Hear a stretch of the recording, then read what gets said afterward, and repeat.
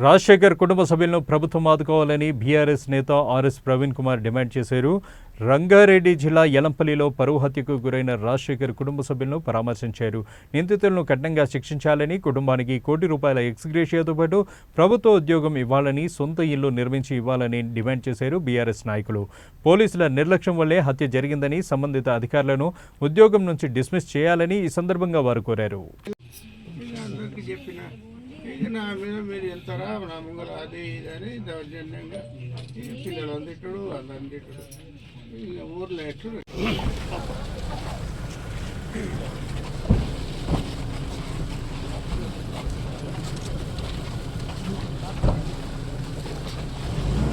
ఇలా మళ్ళీ తెచ్చిచ్చింది ఆమె సర్టిఫికెట్ తెచ్చింది. తెచ్చినాక పిల్లగాడు ఏమనుకున్నాడంటే ఉన్నది కదా అది ఇది అంటాడు. ఏమొద్దు బిడ్డ మనకు వద్దురా అని చెప్పిన అంటే కూడా వాడు ఏం చేసి నా పిల్లగాడు తీసుకొని పోయిండు చిన్నవాడు.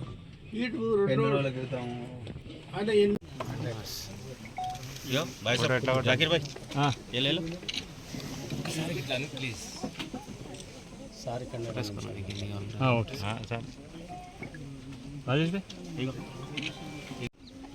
మరి షాద్నగర్ నియోజకవర్గంలో మొగిలిగిద్ద మండలంలో ఒక 15 రోజుల క్రితం ఘోరంగా హత్యకు గురైన ఎర్ర రాజశేఖర్ గారి కుటుంబాన్ని పరామర్శించడానికి ఇక్కడికి రావడం జరిగింది. బీఆర్ఎస్ పార్టీ తరఫున నాతో పాటు బీఆర్ఎస్ సీనియర్ నాయకులందరూ కూడా, నియోజకవర్గ నాయకులందరూ కూడా ఇక్కడ ఉన్నారు. ఇది చాలా పాశవికమైన హత్య. మానవ జాతి అంతా కూడా సిగ్గుతో తల వంచుకోవాల్సిన సంఘటన. మరి ఇందులో ఎర్ర రాజశేఖర్ కుటుంబానికి పూర్తిగా న్యాయం చేయాలని చెప్పేసి బీఆర్ఎస్ పార్టీ డిమాండ్ చేస్తున్నది.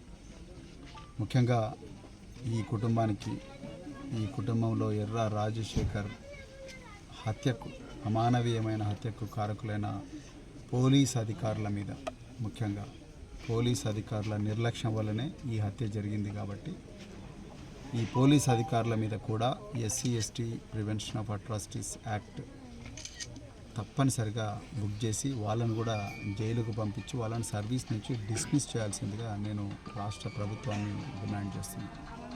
అదేవిధంగా కుటుంబం అత్యంత దయనీయమైన పరిస్థితుల్లో ఉన్నది. చేయని నేరానికి రాజశేఖర్ ఘోరంగా హత్యకు గురైండు. ఆ కుటుంబానికి ఇప్పుడు ఏ చేదోడు వాదోడు లేదు. ఈ కుటుంబానికి ₹1 కోటి ఎక్స్గ్రేషియా కూడా ఇవ్వాలని చెప్పేసి భారత రాష్ట్ర సమితి డిమాండ్ చేస్తున్నది. అదేవిధంగా ఆ ఎర్ర రాజశేఖర్ మృతుడు ఎవరైతే ఉన్నారో వాళ్ళ భార్య కూడా చదువుకున్నది కాబట్టి ఆమెకు కూడా కంపల్సరీ ఒక ఉద్యోగం ఇవ్వాల్సిందిగా ప్రభుత్వాన్ని డిమాండ్ చేస్తున్నాం. అలాగే మరి ఈ కుటుంబానికి ఉండడానికి ఇల్లు కూడా సరిగా లేదు. అలాంటి పరిస్థితుల్లో వీళ్ళు బతుకుతున్నారు కాబట్టి వాళ్ళకు ఒక ప్రభుత్వమే ఇల్లు కట్టించి వాళ్ళకు అన్ని రకాల సౌకర్యాలు కల్పించాలని చెప్పేసి కూడా డిమాండ్ చేస్తున్నాం. ఇది ఫాస్ట్ ట్రాక్ కోర్టు కూడా తప్పనిసరిగా పెట్టాలి. ఇది చాలా అమానవీయమైన సంఘటన. మరి ఏ విధంగా అయితే మరి నిర్భయ కేసులో ఉరిదీసినరో నిందితులను, అదేవిధంగా ఇందులో సంపూర్ణ సాక్ష్యాధారాలు అన్నీ ఉన్నాయి. తండ్రులు అందరూ కూడా స్టేట్మెంట్ ఇచ్చిండ్రు. అందుకొరకు ఇందులో చాలా క్లియర్ ఎవిడెన్స్ ఉన్నది. సో అందుకొరకు దీనికి ఫాస్ట్ ట్రాక్ కోర్టు పెట్టి సమత కేసు విషయంలో ఏ విధంగా అయితే న్యాయం చేసిండ్రో, దిశ కేసులో ఏ విధంగా అయితే న్యాయం చేసిండ్రో, నిర్భయ కేసులో ఏ విధంగా న్యాయం చేసిండ్రో, ఈ కేసును కూడా ఆ విధంగానే ట్రీట్ చేసి నిందితులకు ఉరి శిక్ష పడేదాకా ప్రభుత్వం వదలకూడదని చెప్పేసి కూడా డిమాండ్ చేస్తున్నాం. కల్పించాల్సిన బాధ్యత ప్రభుత్వం మీద ఉన్నది. అదేవిధంగా నేను మళ్ళీ చెప్తున్నా, పోలీసులారా మీరు డ్యూటీ చేయండి, మీ డ్యూటీ చక్కగా చేయండి. డ్యూటీ చేయలేకపోతే దిగండి, మీకు చేత కాదని చెప్పండి. రేవంత్ రెడ్డి గారు మీకు కూడా ఈ పోలీస్ డిపార్ట్మెంట్ మేనేజ్ చేయడం చేత కాకపోతే గద్దె దిగండి, అంతే తప్ప ఇట్లా ప్రజలందరూ చచ్చిపోకుంటా కూర్చుంటే ఇక వేరే మార్గమే ఉండదు. అందుకొరకు నేను మళ్ళీ రిపీట్ చేస్తున్నా. అదేవిధంగా ఈ ఏవైతే కుటుంబాలు ఉన్నాయో వాటిని సంరక్షణ కోసం కులాంతర వివాహాలు చేసుకున్న కుటుంబాలు ఏవైతే ఉన్నాయో వాళ్ళు ఏ వర్గాలకు చెందిన వాళ్ళైనా మంచిది. ఇక్కడ నిందితుడు ఏ కులం, బాధితుడు ఏ కులం అనేది ఇష్యూ కాదు. ఇక్కడ కులాంతర వివాహాలు చేసుకున్న వాళ్ళు ఎవరైనా కూడా వాళ్లకు సంపూర్ణంగా రక్షణ కల్పించాల్సిన బాధ్యత ప్రభుత్వం మీద ఉన్నది. దానికోసం ప్రత్యేకమైన చట్టం తీసుకురావాలి. ఈ ఏదో 4,12,000 చెక్ ఇచ్చి అయిపోయింది అని అనుకుంటే కుదరదు. లేకపోతే కులాంతర వివాహాల జంటలకు చేసుకున్న వాళ్ళకు మీరు ఏదో ఏమంటారు ఒక ప్రోత్సాహకం ఇస్తాం, ₹1,00,000 ఇస్తాం, 2 లక్షల రూపాయలు ఇస్తామంటే నడవదు. వీళ్ళకు సంపూర్ణమైన రక్షణ కల్పించాలి. అదేవిధంగా ఇందులో నిర్లక్ష్యం వహించిన పోలీసు అధికారులు ఎంతటి స్థాయి వాళ్ళైనా వాళ్ళ మీద అర్జెంటుగా యాక్షన్ తీసుకోవాలి. అదేవిధంగా ఈ పేద వర్గాలు ఎక్కడ పోయినా కూడా జైళ్ళలో వాళ్ళే ఉంటున్నారు, ఈ పోలీస్ స్టేషన్ల లాకప్లలో వాళ్ళే చేస్తున్నారు. అదేవిధంగా ఎక్కడ తండ్రులాటైనా కూడా వాళ్ళకే దెబ్బలు తగులుతూ ఉన్నాయి, ఎక్కడైనా కూడా వాళ్ళే చితికిపోతూ ఉన్నారు. వీళ్ళ రక్షణ కోసం మీరు గ్రేహౌండ్స్ తరహాలో లేకపోతే ఆక్టోపస్ తరహాలో ఒక కమాండో ఫోర్స్ నిర్మించండి, అది మీ చేతిలోనే పెట్టుకోండి. కానీ వర్గాలకు రక్షణ కల్పించండి. ఈ బహుజన వర్గాలకు ఎన్ని రోజులని వీళ్ళు ఇట్లా బాధలు పడుకుంటూ కూర్చుంటారు? మీకు ఇది చేత కాకపోతే మీరే డబ్బులు పెట్టి ఆయుధాలు కొనివ్వండి, ఆయుధాలు కొనిచ్చి మీరే లైసెన్స్ ఇవ్వండి, వాళ్ళని పోలీస్ వెరిఫికేషన్ చేసి మీరు లైసెన్స్ ఇవ్వండి. డబ్బున్న వాళ్ళందరికీ లైసెన్స్ ఇస్తున్నారు కదా మీరు, ఆయుధ లైసెన్సులు. వాళ్ళే కాపాడుకుంటారు. మీకు చేత కానప్పుడు మీరే డబ్బులు ఆయుధాలు కొనిచ్చండి, మీరే లైసెన్స్ ఇవ్వండి, వాళ్ళు కాపాడుకుంటారు కదా. అందుకొరకు అర్జెంటుగా నేను మళ్ళీ రిపీట్ చేస్తున్నా, ఈ మంత్రులు ఎవరైతే సంక్షేమ శాఖల మంత్రులు ఎవరైతే ఉన్నారో, ఈ హోంమంత్రి ఎవరైతే ఉన్నారో, డిప్యూటీ సీఎం మీరందరూ కూడా మీకు చేత కాదు పాలన, అర్జెంటుగా రాజీనామా చేయాలని చెప్పేసి డిమాండ్ చేస్తూ, అదేవిధంగా మరి ఈ కుటుంబానికి సంపూర్ణంగా న్యాయం చేయాలి. ₹1 కోటి ఎక్స్గ్రేషియా, అదేవిధంగా ఈ కుటుంబానికి ఒక మంచి ఇల్లు, అదేవిధంగా వాళ్ళ చనిపోయిన మృతుడు రాజశేఖర్కు వాళ్ళ భార్యకు ఒక ఉద్యోగం, అదేవిధంగా ఈ కులాంతర వివాహాలు చేసుకున్న జంటలకు ఏవైతే ఉన్నాయో వాళ్ళకు సంపూర్ణంగా మరి రక్షణ వచ్చే విధంగా ఒక చట్టం కూడా తీసుకురావాలని డిమాండ్ చేస్తూ మరొకసారి ఇక్కడికి వచ్చిన మరి బీఆర్ఎస్ నాయకులకు, అదేవిధంగా మీ దక్కన్ సిమెంట్ వాళ్ళను హైదరాబాదు గెస్ట్ హౌస్లలో రేవంత్ రెడ్డితో మంతనాలు జరుపుతూ బెదిరించినోడు కాదు. మీరు రోహన్ రెడ్డిని కాపాడనీకే, లేకపోతే ఇంకా దక్కన్ సిమెంట్ వాళ్ళని కాపాడనీకే రాత్రికి రాత్రి టాస్క్ ఫోర్స్ పోలీసులను కొండా సురేఖ ఇంటికి పంపించిండ్రు. మీరు ఆ టాస్క్ ఫోర్స్ పోలీసులు ఇవాళ రాజశేఖర్ ఎందుకు కాపాడలేకపోయినరు? అదే టాస్క్ ఫోర్స్ పోలీసు వాళ్ళు రాజశేఖర్ ఎందుకు కాపాడలేకపోయినరు? మీ స్థానిక పోలీసులు ఇంతమంది పోలీసు వాళ్ళు ఉన్నారు, వీళ్ళందరూ ఎందుకు ఈ రాజశేఖర్ని ఒక సంవత్సరంలో ఒక రోజులో జరిగింది కాదు కదా ఇది. It's a pre meditated murder. కుట్రపూరితంగా నెల రోజుల నుంచే ఒక వ్యక్తిని వాళ్ళు బాజాబ్తా రన్నింగ్ కామెడీ లాగా నడుస్తుంది. ఇందులో వీళ్ళు తిరుపతి పోతే మీ కొడుకు తిరుపతి పోయిందంట, వీళ్ళు రామేశ్వరం నిద్ర చేయడానికి పోతే నిందితుడు వెంకటేష్ మళ్ళీ పోలీసు వాళ్ళని పట్టుకొని వచ్చి 10 మందిని పట్టుకొని వచ్చి రామేశ్వరం టెంపుల్ దగ్గర కూడా వచ్చిండ్రు అని ఆ మృతుడి భార్య చెప్తా ఉన్నది. మరి ఎక్కడ పోయినరు పోలీసు వాళ్ళు? ఎక్కడ పోయింది మీ నిఘా వ్యవస్థ? ఎక్కడ పోయినరు మీ కమిషనర్ ఆఫ్ పోలీసులు? ఎక్కడ పోయినరు ఏసీపీలు? ఏంది మీ సిఐడీలు ఎక్కడ పోయినాయి? లేకపోతే మీ ఇంటెలిజెన్స్ వ్యవస్థ ఎక్కడ పోయింది? లేకపోతే మీ భద్రతా దళాలు ఎక్కడ పోయినాయి? ఒక కుటుంబాన్ని రక్షించలేకపోతే అర్జెంటుగా వీళ్ళ మీద కేసు రిజిస్టర్ చేసి అరెస్ట్ చేయాలి. ఆ ఏఎస్ఐ శ్రీరాములు, తర్వాత పిఎస్ఐ శ్రీకాంత్, ఇంకెవరైనా సర్కిల్ ఇన్స్పెక్టర్ ఆఫ్ పోలీసు మీకు 3 స్టార్లు ఇచ్చింది ఇందుకోసమేనా? మీకు యూనిఫామ్ ఇచ్చింది ఇందుకోసమేనా?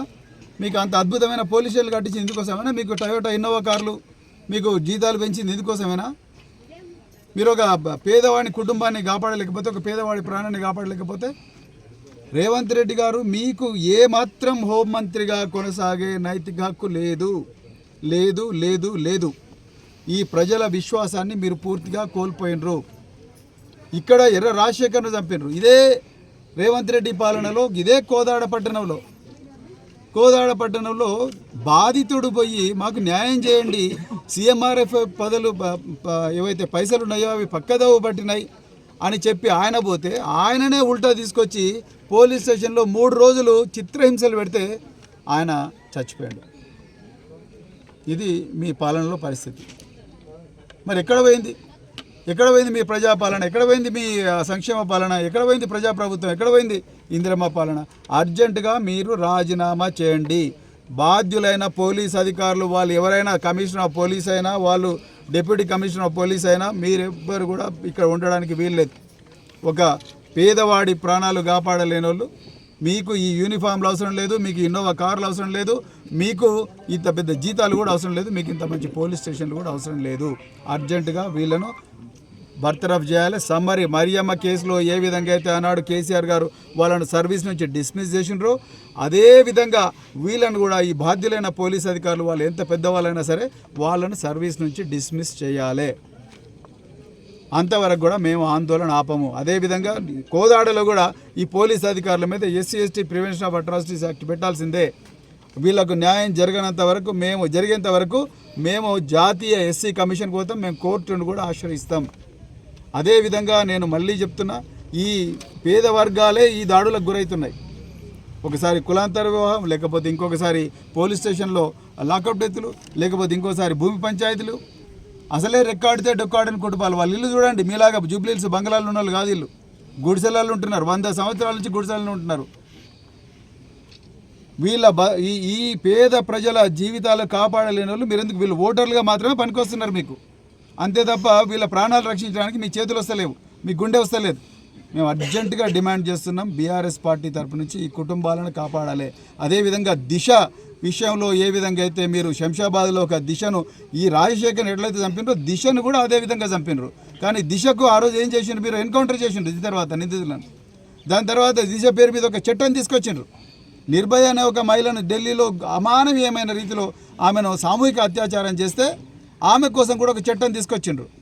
మరి కులాంతర వివాహాలు చేసుకున్న జంటలు, లేకపోతే ఈ పేదల మీద జరుగుతున్న అత్యాచారాలు, వీళ్ళ మీద మీకు చట్టం తీసుకురావడానికి ఎందుకు చేతులు వస్తలేవు? ఎందుకు మరి వీళ్ళ విషయంలో ఎన్కౌంటర్లు అయితే లేవు? ఎందుకు అయితే లేవు? అదేవిధంగా మరి నేను అడుగుతున్నా, ఇక్కడ సంక్షేమ శాఖ మంత్రి అడ్లూరి లక్ష్మణ్ కుమార్ ఎక్కడ పోయిండు? దామోదర్ రాజనరసింహ ఎక్కడ పోయిండు? అదేవిధంగా ఎస్సీ ఎస్టీ వర్గాలకు చెందిన మరి మిగతా పేద వర్గాలకు చెందిన ఎమ్మెల్యేలు ఎక్కడ పోయినరు? ఎక్కడ పోయిండు ఉప ముఖ్యమంత్రి మల్లు భట్టి విక్రమార్క? ఎక్కడ పోయిండు మల్లికార్జున ఖర్గే? ఎందుకు మీ వాళ్ళు ఇక్కడ రావట్లేదు? ఎందుకు మీరందరూ పోయి ఎమ్మెల్యేలు ఎమ్మెల్సీలు తర్వాత వీళ్ళందరూ కలిసిపోయి మరి రేవంత్ రెడ్డి దగ్గర కూర్చొని మాకు న్యాయం జరగాలని ఎందుకు అడగలేకపోతున్నారు? ఆయనకు 103 డిగ్రీల జ్వరం వస్తున్నది, కనీసం చూసే నాదుడు లేడు. ఇది మీ ప్రభుత్వం. మళ్ళీ అనే నిందితుడు చేసిన హత్యగా మేమైతే భావించడం లేదు.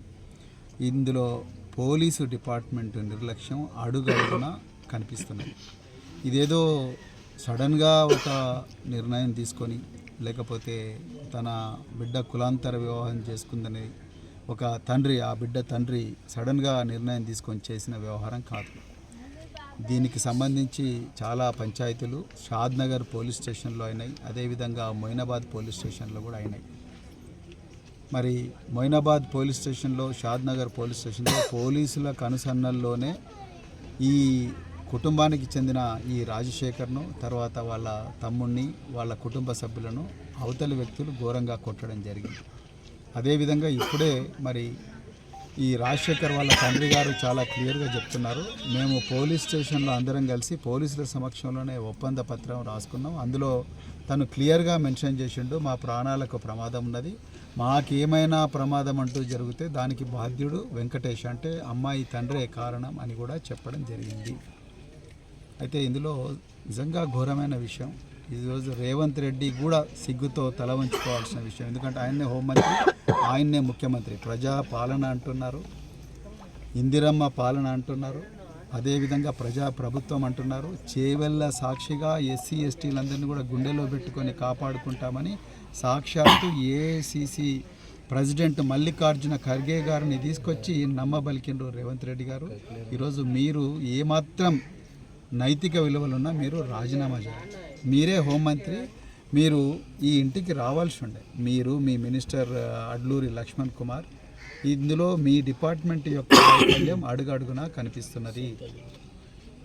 ఈ అక్టోబర్ 8 నాడు ఈ అబ్బాయి ప్రేమలో పడుకున్నారు. ఇట్లా చాలామంది వీళ్ళలోనే 2 కులాంతర వివాహాలు చేసుకున్నారు, వాళ్ళు బాగానే బతుకుతున్నారు. సో ఇక్కడ కులాంతర వివాహాలు ఏ పరిస్థితులు అవుతున్నాయి ఏంటి అనే దానికి నేను ఇప్పుడు ఆ సబ్జెక్ట్లోకి ఇప్పుడే పోను.